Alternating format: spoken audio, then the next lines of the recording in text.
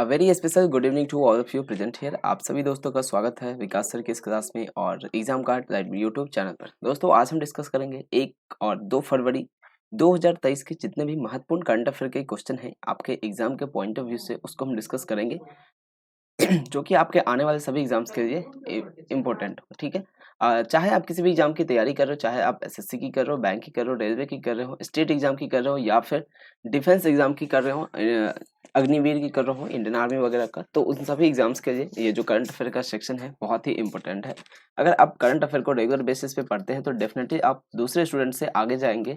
आपको current affair ऐसा section है, अगर आप डेली बेसिस पे पढ़ते हैं, अपडेट रहते हैं, तो करंट अफेयर सेक्शन में आप 100% मार्क्स स्कोर कर सकते हैं। साथ ही इससे रिलेटेड आज का जो ट्रेंड चल गया है कि करंट अफेयर से जितने भी रिलेटेड क्वेश्चन होते हैं स्टैटिक के, वो भी पूछा जाता है। तो करंट अफेयर के साथ-साथ आपका स्टैटिक पोर्शन जो है वो भी कवर करा दिया जाएगा इस क्लास में। अब तक हम कवर करते आ रहे हैं और आगे भी इसी तरह से कवर करते रहेंगे, जिससे आपका करंट अफेयर साथ में स्टैटिक जीके का जो पार्ट होता है वो आपको अच्छे से तैयार कर सके। और अगर आप रेगुलर रहेंगे तो ये 2 सेक्शन है जिसमें आप 100% मार्क स्कोर कर सकते हैं। ठीक है, तो चलते हैं आज के जो करंट अफेयर का इम्पोर्टेंट क्वेश्चन है उसको स्टार्ट करते हैं। साथ ही उससे पहले आपको बता दें, एग्जाम कार्ड की तरफ से आपके लिए रैपिड सीरीज नाम का एक बुक लॉन्च किया गया है, जिसमें 6 बुक का ये कॉम्बो होता है। 6 बुक है, सारे सब्जेक्ट दिया गया है। जैसे इकोनॉमिक दिया गया है, भारतीय अर्थव्यवस्था, राज्य व्यवस्था यानी कि पॉलिटी दिया गया, कॉन्स्टिट्यूशन, विज्ञान एंड प्रौद्योगिकी, साइंस एंड टेक्नोलॉजी बुक भी दिया गया है, इतिहास दिया गया है, विज्ञान एंड ज्योग्राफी एंड एनवायरनमेंट दिया गया है। यानी कि जीके का कंप्लीट तैयारी अगर आप करना चाहें तो इस बुक की हेल्प से 1 से 2 मंथ के अंदर आप अच्छे से बेहतरीन तरीके से तैयार कर सकते हैं जीके सेक्शन को। जीके आप किसी दूसरे बुक से पढ़ेंगे तो हो सकता है आपको वहाँ पे बहुत ज़्यादा टाइम लगेगा, बट कंसाइज़ वे में नहीं हो पाएगा। बट इन बुक की हेल्प की मदद से आप बहुत अच्छे तरीके से जीके को तैयार कर सकते हैं। तो आप चाहे तो बाय कर सकते हैं, किसी भी दोस्त को कोई ज़ोर ज़बरदस्ती नहीं है। आपकी मर्ज़ी है, आप 1 बुक खरीदना चाहे, 2 बुक खरीदना चाहे या फिर टोटल जो पैकेज है रैपिड सीरीज़ का 6 बुक का कॉम्बो, उसको भी बाय कर सकते हैं। लिंक वगैरह सब कुछ डिस्क्रिप्शन में दिया गया है। साथ ही हमारा जो वेबसाइट का नाम है examcard.in, यहाँ पे जाके आप चेकआउट कर सकते हैं। और कोड लगाना, आप विकास 10 का कोड यूज़ करना, आपको 10% का इंस्टेंट डिस्काउंट मिल जाएगा। अभी जो है दोस्तों 45% का डिस्काउंट चल रहा है। साथ ही 10% का आपको मेरे कोड से डिस्काउंट मिल जाएगा। टोटल 55% का डिस्काउंट मिल जाएगा। आपको ओनली 45% डिस्काउंट पे करना रहेगा 45% का। इसमें आपको जीके की तैयारी के लिए बेहतरीन बुक प्रोवाइड कराया जाएगा। तो चलते हैं आज के जो सेशन है उसको, आज का पहला प्रश्न देखते हैं क्या है। आज का पहला प्रश्न है, हाल ही में किस वरिष्ठ पत्रकार को मीडिया क्षेत्र में उनके योगदान के लिए केरल सरकार के स्वदेशाभिमानी केसरी पुरस्कार 2023 के लिए चुना गया है। केरल सरकार के द्वारा दिया जाता है कौन सा स्वदेशाभिमानी केसरी पुरस्कार, किस क्षेत्र में दिया जाता है? तो मीडिया के क्षेत्र में दिया जाता है। और किस स्टेट द्वारा? तो केरल के द्वारा। तो इस अवार्ड के लिए किसे चुना गया है, सेलेक्ट किया गया है, या फिर ये जो अवार्ड है स्वदेशाभिमानी केसरी पुरस्कार 2023 का जो अवार्ड है केरल सरकार के द्वारा दिया जा रहा है, यह किसे दिया गया है? अजित अंजुम को दिया गया है, एस आर शक्तिधरन को दिया गया है, वर्षा दत्त को दिया गया है, या फिर ऑप्शन डी रोशन तमांग को दिया गया है? तो राइट आंसर इसका ऑप्शन नंबर बी इसका करेक्ट आंसर हो जाएगा, एस आर शक्तिधरन। एस आर शक्तिधरन को वरिष्ठ पत्रकार ये एस आर शक्तिधरन जो है ये एक वरिष्ठ पत्रकार है। इनको मीडिया क्षेत्र में इनके योगदान के लिए केरल सरकार के द्वारा स्वदेशाभिमानी केसरी पुरस्कार 2023 के लिए इनको नामित किया गया है या फिर सेलेक्ट किया गया है।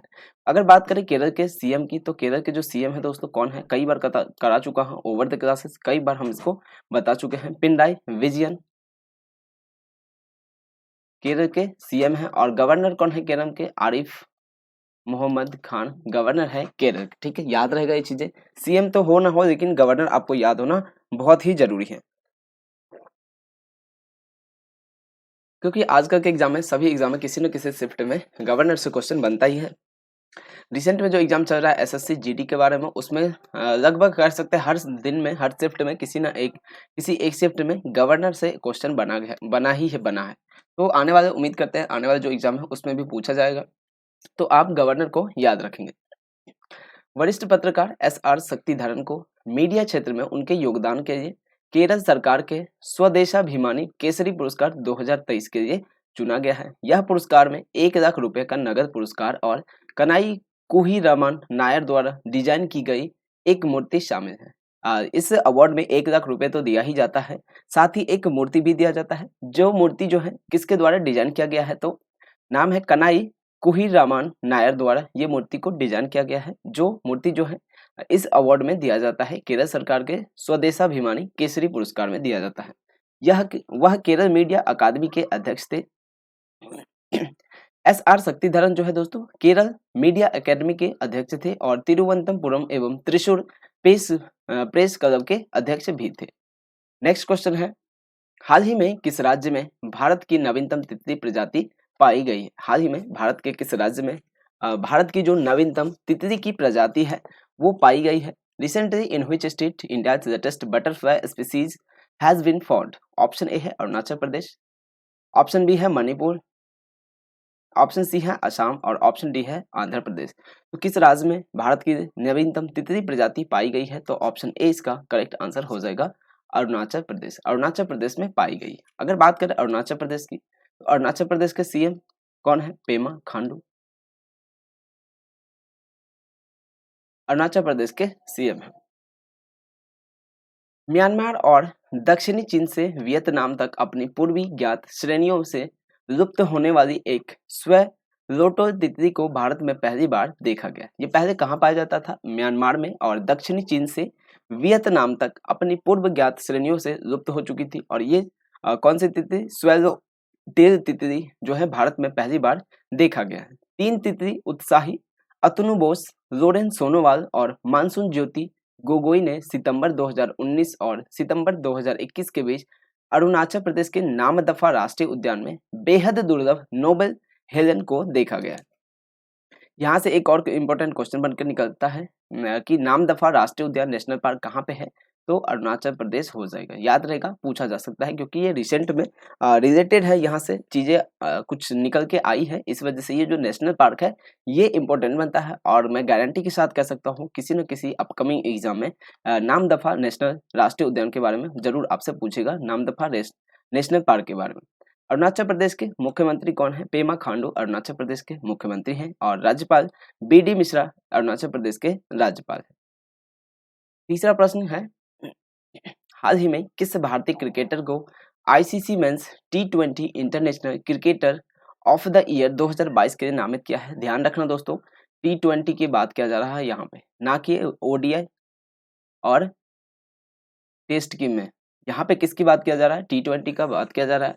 तो ICC की जो men's T20 international cricketer of the year के लिए उसने नामित किया है, किसको सेलेक्ट किया है? विराट कोहली को किया है, ऋषभ पंत को किया है, रोहित शर्मा को किया है या फिर सूर्य कुमार यादव को किया है? तो आपने देखा होगा सूर्य कुमार यादव का लास्ट ईयर 2022 में कितना बेहतरीन परफॉर्मेंस रहा था T20 इंटरनेशनल में, तो इसका फायदा इनको मिला। और ये सूर्य कुमार यादव ICC की जो men's T20 international cricketer of the year का अवार्ड है उसके लिए सूर्य कुमार यादव को सेलेक्ट किया गया। ऑप्शन डी इसका राइट आंसर हो जाएगा, सूर्य कुमार यादव। अगर बात करें दोस्तों ऋषभ पंत की, तो ऋषभ पंत को टेस्ट टीम में सेलेक्ट किया गया है। ऋषभ पंत को ICC की जो टेस्ट टीम ईयर का 2022 का जो ICC का टेस्ट का टीम सेलेक्ट किया था ICC ने, उसमें ऋषभ पंत को एज अ विकेट कीपर के तौर पे सेलेक्ट किया गया था।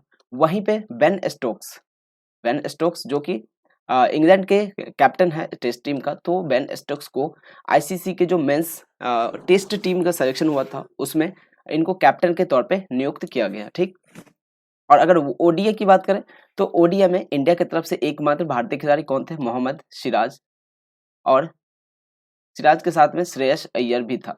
ये 2 खिलाड़ी को ODI में सेलेक्ट किया गया था। ऋषभ पंत को टेस्ट में किया गया था। सूर्य कुमार यादव ICC की men's T20 international cricketer of the year के लिए सेलेक्ट हुआ है। ठीक, तो इस प्रश्न का आंसर सूर्य कुमार यादव हो जाएगा।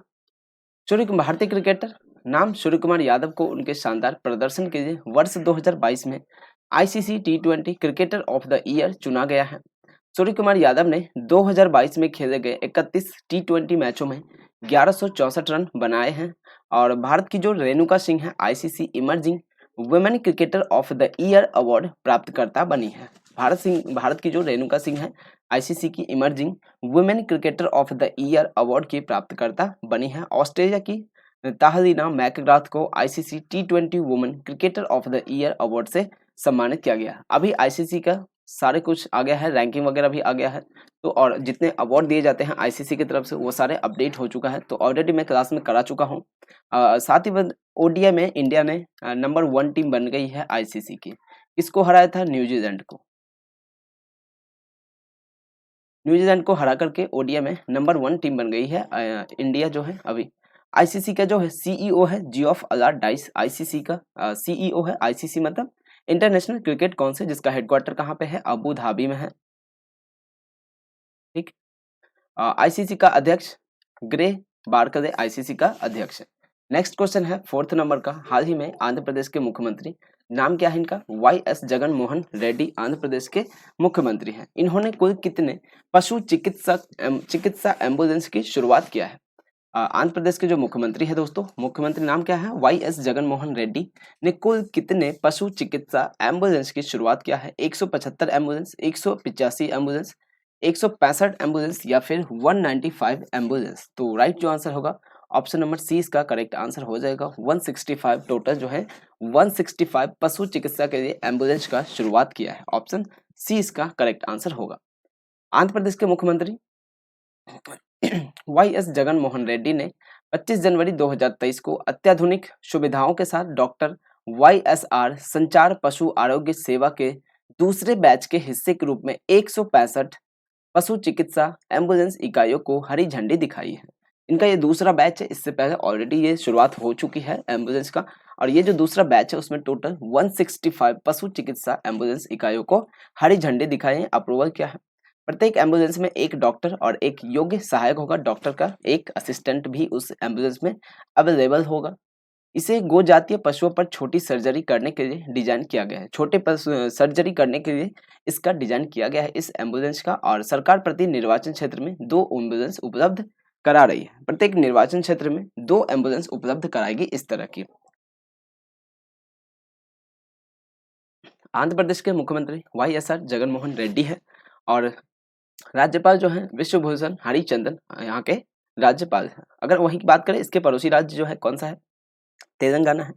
तेलंगाना की अगर बात करें गवर्नर का, तो गवर्नर कौन है? तमिल सौंदरराजन है। सीएम कौन है वहाँ के तेलंगाना के? चंद्रशेखर राव। चंद्रशेखर राव तेलंगाना के सीएम है और तमिल सौंदरराजन तेलंगाना के राज्यपाल हैं। तमिल सौंदरराजन जो है इनको पुदुचेरी का अतिरिक्त प्रभार दिया गया, यानी कि पुदुचेरी का भी ये तमिल सौंदरराजन ही अभी गवर्नर है, इनको अतिरिक्त प्रभार दिया गया है। साथ ही आपको बता दें दोस्तों, एग्जाम कार्ड की तरफ से आप सभी लोगों के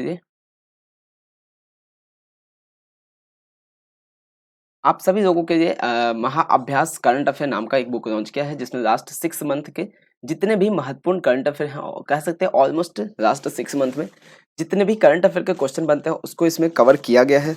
और कह सकते हैं 3600 प्लस जो है टॉपिक वाइज दिया गया है एमसीक्यूज, और उसके साथ में उसका एक्सप्लेनेशन भी दिया गया है। साथ ही 2500 प्लस वन लाइनर, लगभग कह सकते हैं 6100 प्लस क्वेश्चन आपको इस बुक में प्रोवाइड कराया जाएगा। साथ ही और भी बहुत सारी चीजें इसमें दिया जाएगा आपको एक रिवीजन के लिए।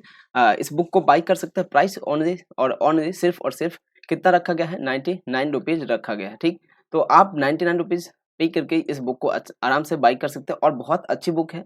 अगर आप किसी भी एग्जाम की तैयारी कर रहे हैं, डजंट मैटर कि आप किसी स्टेट की कर रहे हैं या सेंट्रल एग्जाम की कर रहे हैं, किसी भी एग्जाम की तैयारी कर रहे हैं, बट तो करंट अफेयर ऐसा सेक्शन है जो हर एग्जाम में पूछा जाता है। आपने देखा भी होगा, अगर किसी एग्जाम में आपने बैठा होगा, अपियर हुआ होगा, तो आपने देखा होगा कि किस तरह से करंट अफेयर का सेक्शन जो है पूछा जाता है। ऑलमोस्ट कह सकते हैं कि जो जीके का वेटेज होता है उसमें 25% जो क्वेश्चन है इससे पूछा जाता है, करंट अफेयर सेक्शन से ही पूछा जाता है। तो आप करंट अफेयर सेक्शन को अपना बूस्ट करने के लिए, अभी जो एसएससी का ट्रेंड भी है, अब ये लास्ट के 3 से 6 महीने पे आ चुका है। पहले ये था 1 से 2 साल भी पूछ जाता था, बट अब ये 3 से 6 महीने के जो करंट अफेयर है उसी को पूछता है। जैसे कि अभी देखा होगा आपने भी, जीडी का एग्जाम हुआ था दोस्तों, उसमें देखा किस तरह से रिसेंट का जो करंट अफेयर है उसी को पूछा था। तो आप इस बुक को बाई कर सकते हैं। और बड़ा एग्जाम जो है अभी सीएचएसएल आने वाला है, एमटीएस आने वाला है, तो आपको डेफिनेटली इन बुक से हेल्प मिलेगा। तो आप अगर बाई करना चाहते हैं तो लिंक वगैरह जो है बुक का नीचे डिस्क्रिप्शन में दिया गया है, या फिर आप examcard.in पर विजिट करके बाई कर सकते हैं। सब कुछ डिस्क्रिप्शन में दिया है। आते हैं नेक्स्ट प्रश्न, देखते हैं 5वां प्रश्न क्या कहता है।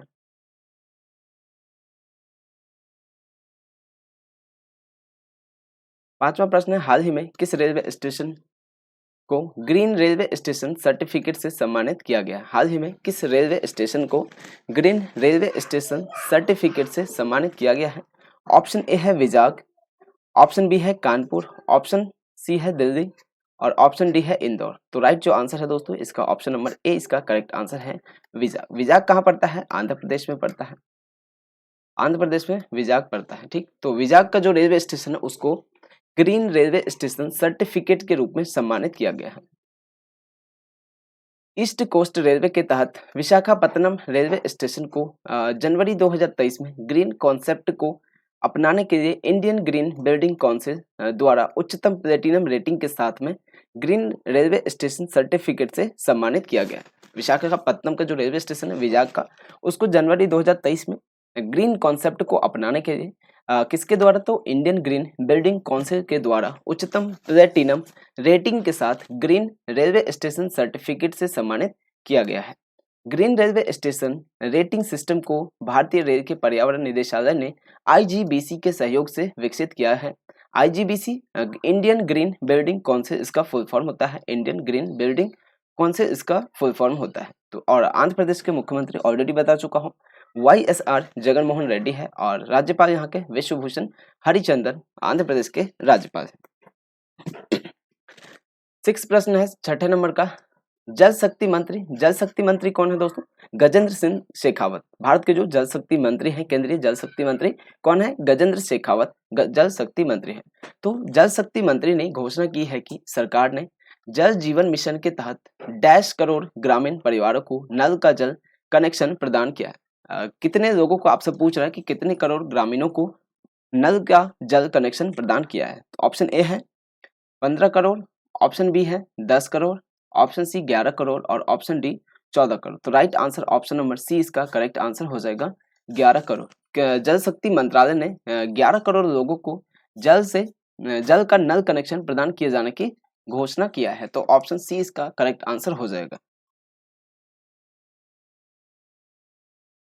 जल शक्ति मंत्रालय ने जनवरी 2023 को घोषणा की कि सरकार ने जल जीवन मिशन के तहत 11 करोड़ ग्रामीण परिवारों को नल का जल कनेक्शन प्रदान किया है।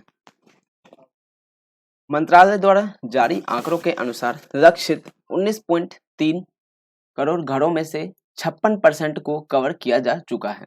19.3 करोड़ घरों में से लगभग कह सकते 50% से ज़्यादा है, 56% को कवर कर चुका है, किया जा चुका है। जल जीवन मिशन की घोषणा प्रधानमंत्री मोदी ने 15 अगस्त 2019 को 2024 तक प्रत्येक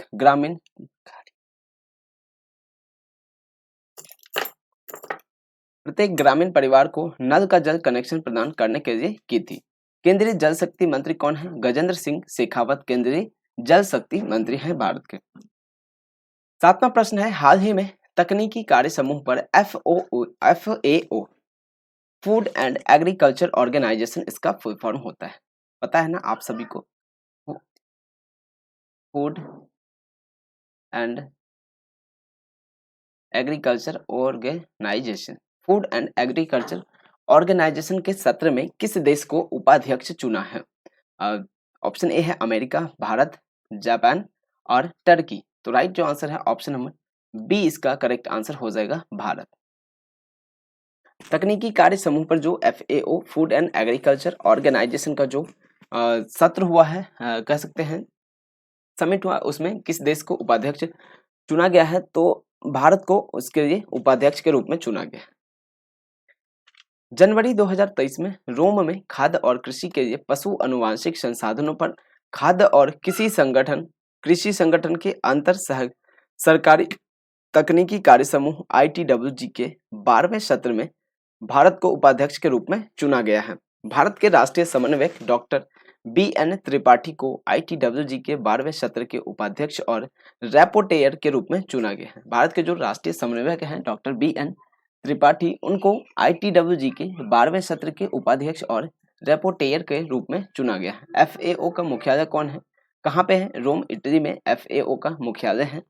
और FAO का अध्यक्ष कौन है? जैक्स डियोफ FAO के अध्यक्ष हैं, जैक्स डियोफ। साथ ही बता दें दोस्तों 2023 जो है कि कौन सा ईयर के रूप में मनाया गया है? Millets year, year of millet ऐसे कह सकते हैं आप, ईयर ऑफ मिलेट्स के रूप में, इंटरनेशनल ईयर ऑफ मिलेट्स, यानी कि बाजरे का वर्ष 2023 को बाजरे का वर्ष के रूप में घोषित किया गया है।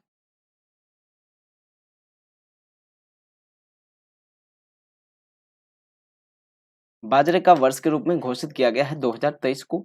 और इसका बाजरे का वर्ष के रूप में जो समिट हुआ था वो कहाँ पे स्टार्ट किया गया था, हुआ था मतलब हेल्ड हुआ था कह सकते हैं, तो रोम इटली में ही हुआ था। इंडिया में अगर बात करें बाजरे के ऊपर जो समिट हुआ था कहाँ पे हुआ था? गांधीनगर में हुआ था।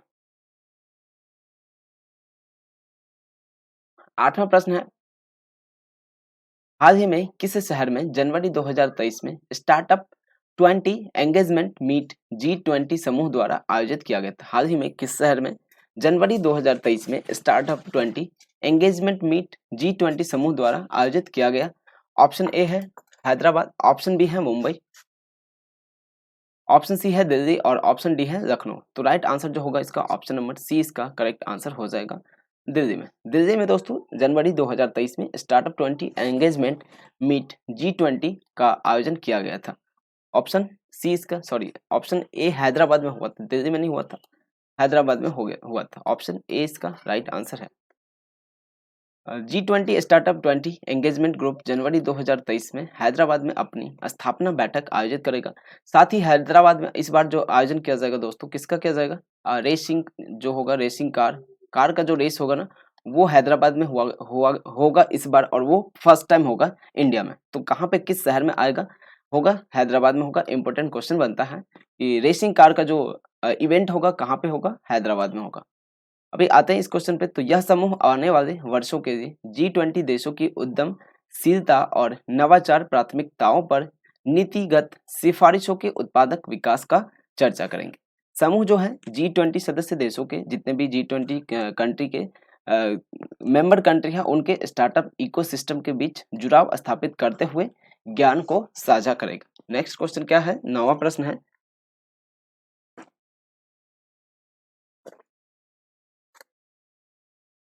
हाल ही में राष्ट्रपति द्रौपदी मुर्मू ने कुल कितने भारतीय तटरक्षक कर्मी को तटरक्षक पद से सम्मानित करने की घोषणा किया है? राष्ट्रपति द्रौपदी मुर्मू ने कितने को किया है? 6 लोगों को किया है। राष्ट्रपति द्रौपदी मुर्मू ने कुल कितने ICGS इंडियन कोस्ट गार्ड, तो इंडियन कोस्ट गार्ड के कितने कर्मी को तटरक्षक पद से सम्मानित करने की घोषणा किया है? ऑप्शन बी 6 इसका करेक्ट आंसर हो जाएगा। द्रौपदी मुर्मू ने कब 25 जनवरी 2023 को 6 भारतीय तट रक्षक कर्मियों को तटरक्षक पदक प्रदान किए, और ये पुरस्कार 26 जनवरी का जो अभी हुआ था, 26 जनवरी गणतंत्र दिवस, तो उसके अवसर पे किया गया था। और 26 जनवरी 1990 से हर साल गणतंत्र दिवस पर में स्वतंत्रता दिवस के अवसर पर दिए जाते हैं। 26 जनवरी पर हमारे जो मुख्य अतिथि थे इस बार कौन थे दोस्तों? मिस्र के प्रेसिडेंट हैं अब्दुल फतेह अल सीसी।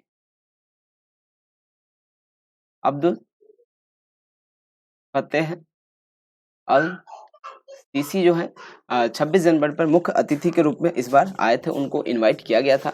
और आईजी जो है आनंद प्रकाश बडोला, आईसीजी के इंडियन कोस्ट गार्ड के जो आईजी हैं आनंद प्रकाश बडोला को तटरक्षक पद, कमांडेंट दुर्गेश चंद्र तिवारी और मोहित कुमार यादव को तटरक्षक पदक मेधावी सेवा दिया गया। भारतीय तटरक्षक बल के जो महानिदेशक हैं VS पठानिया भारतीय तटरक्षक बल के महानिदेशक हैं। 10वां प्रश्न है, हाल ही में रक्षा मंत्री ने वीर गाथा 2.0 प्रतियोगिता के कुल कितने पुरस्कार विजेताओं को सम्मानित करने की घोषणा किया है? तो इसके लिए कितने दिया गया है सम्मान? ओनली 25 लोगों को दिया गया है।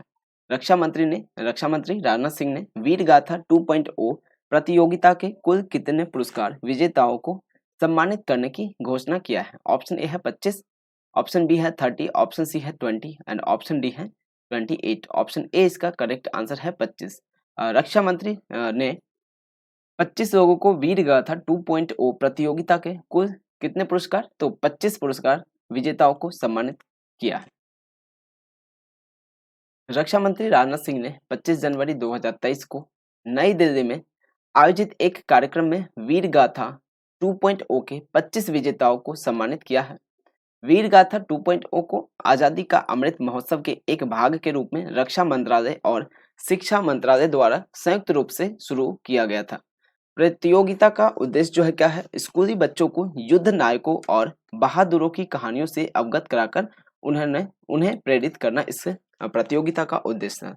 क्या उद्देश्य था प्रतियोगिता का, तो स्कूल के जो बच्चे हैं उनको युद्ध के जो नायक हैं, जो हीरो हैं युद्ध के, जितने भी स्वतंत्रता से रिलेटेड युद्ध लड़े गए थे उस युद्ध के जो हीरो हैं उसके बारे में और बहादुरों की कहानियों को से अवगत कराकर उन्हें प्रेरित करना, उनको मोटिवेट करना, उनको स्कूली बच्चों को एनकरेजमेंट करना ही इस प्रतियोगिता का उद्देश्य था।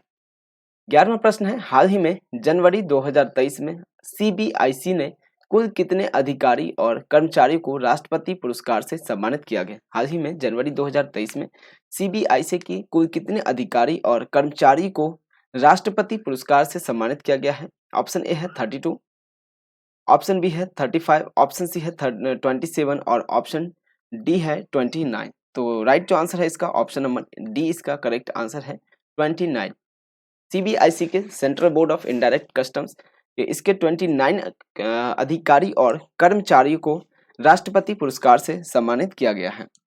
केंद्रीय अप्रत्यक्ष कर और सीमा शुल्क बोर्ड ने के 29 अधिकारियों और कर्मचारी 26 जनवरी 2023 को राष्ट्रपति पुरस्कार जो है प्राप्त किया है। इन्होंने उन्हें अपने कर्तव्यों के निर्वहन में उत्कृष्टता प्राप्त करने पर, जीवन के जोखिम पर प्रदान की गई असाधारण मेधावी सेवा और सेवा के विशेष रूप से विशिष्ट रिकॉर्ड के लिए एक प्रशंसा प्रमाण पत्र और पदक के राष्ट्रपति पुरस्कार से सम्मानित किया जाएगा।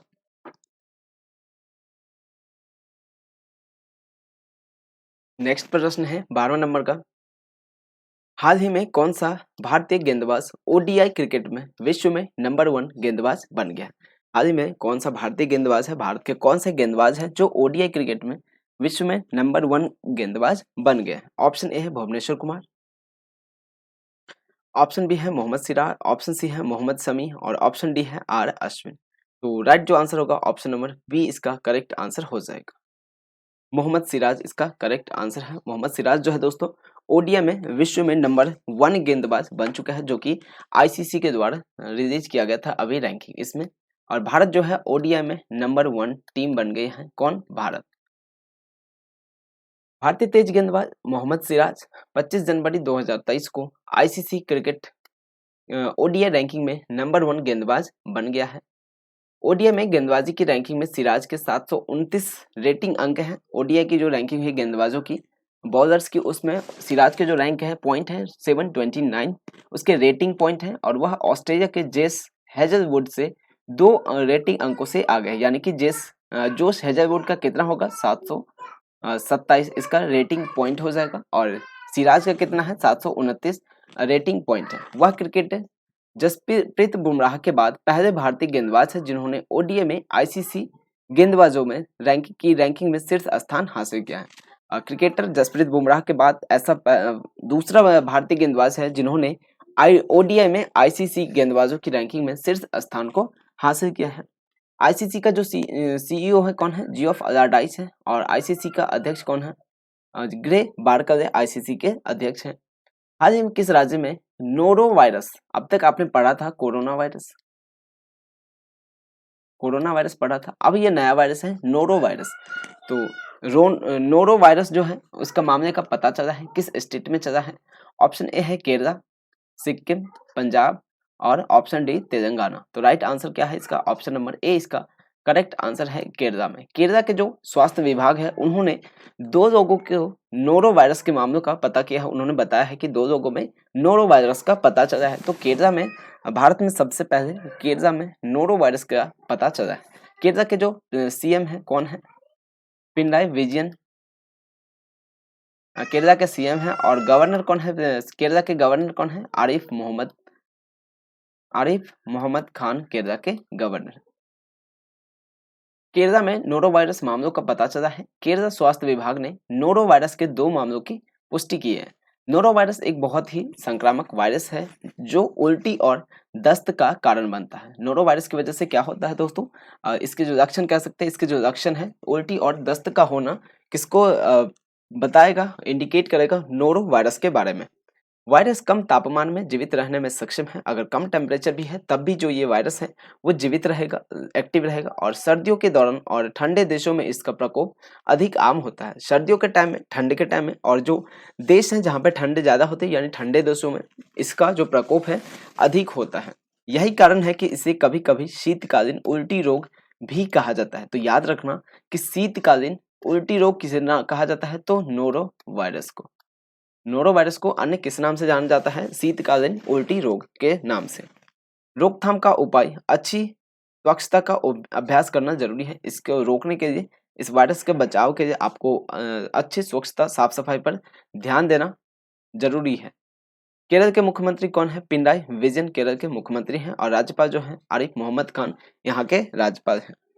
14 नंबर क्वेश्चन है, भारत और मिस्र ने अगले 5 वर्षों में द्विपक्षीय व्यापार की मात्रा को वर्तमान में लगभग $7 बिलियन से कितने बिलियन डॉलर तक ले जाने का निर्णय लिया है। भारत और मिस्र ने अगले 5 वर्षों में द्विपक्षीय व्यापार की मात्रा को वर्तमान में लगभग $7 बिलियन से कितने बिलियन डॉलर तक ले जाने का निर्णय लिया है, डिसीजन लिया है। अभी जो है भारत और मिस्र के बीच में कितने बिलियन डॉलर का जो व्यापार है, ट्रेड है, होता है, तो कह सकते हैं ऑलमोस्ट $7 बिलियन का।